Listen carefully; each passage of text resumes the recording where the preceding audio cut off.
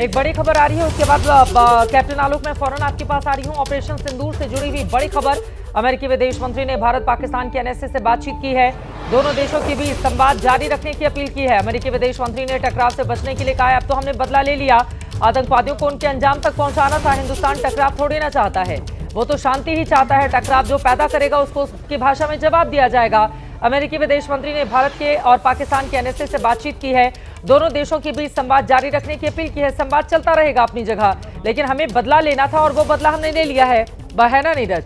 क्योंकि अगर वो बदला नहीं होता तो फिर आत्मा को चैन कैसे मिलता? उन परिवार को एक होता है ना, हम चेहरा क्या दिखाएंगे कि आपके लोग मारे गए और बदला भी नहीं ले पाया हमारा देश। आज कम से कम वो तसल्ली, वो खुशी तो है हर तरफ। बिल्कुल, जो जान गई है मासूम लोगों की वो तो हम वापस नहीं ला सकते चित्रा, लेकिन उनको इंसाफ, उनके परिवार वालों को इंसाफ, उन पत्नियों को जिनकी पत्नियों के ठीक सामने जो बिल्कुल न्यूली वेड विमेन थी, उनके सामने उनका सुहाग उजाड़ा गया था उन आतंकियों द्वारा, उनका धन पूछ कर उसके खिलाफ ये स्ट्राइक की गई है। और इसीलिए, और अब तो ये पाकिस्तान के जो मंत्री हैं, उनके जो डिफेंस मिनिस्टर है, वो अपनी बात की जो स्टेटमेंट दिया था कि हमने वहां अटैक किया, भारत के सैनिक हमने कब्जे में कर लिए, उन सबको भी उन्होंने वापस ले लिया। उन्होंने कहा कि गलती से मैंने इन्फॉर्मेशन दे दी थी, ठीक वैसे ही जैसे बालाकोट स्ट्राइक में।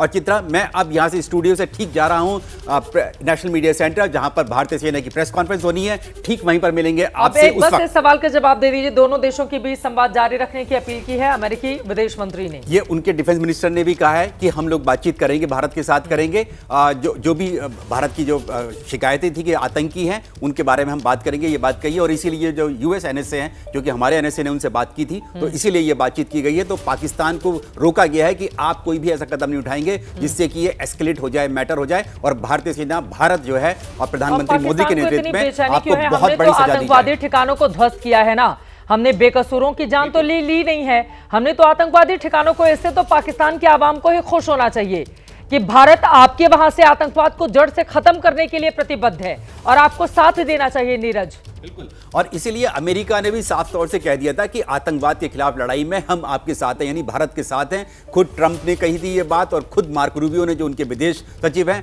जब उनके डिफेंस मिनिस्टर से बातचीत की थी हमारे देश के रक्षा मंत्री ने, तो उस वक्त भी साफ हो गया था कि हमारी लड़ाई जो है आतंकवाद के खिलाफ है, हमारी पाकिस्तान के लोगों के साथ नहीं है, पाकिस्तान के अवाम के साथ नहीं है। हम उस एपिसेंटर को खत्म करना चाहते हैं, जो आतंकवाद है, जो भारत में, कश्मीर में आतंकवाद फैला रहा है, जो हमारे मासूम लोगों की जान ले रहा है, धर्म पूछ कर ले रहा है। इसीलिए हम डंके की चोट पर ये हम अटैक करेंगे, स्ट्राइक करेंगे। 15 दिन का टाइम इसलिए दिया था कि पाकिस्तान सुधर जाए, पाकिस्तान अपने घर में जो पालता पोसता है उन आतंकवादियों को, उनके खिलाफ कोई सजा दे, पनिशमेंट करे, उनके खिलाफ कोई कार्रवाई करे, नहीं की। इसलिए डंके की चोट पर हमने की है स्ट्राइक ऑपरेशन।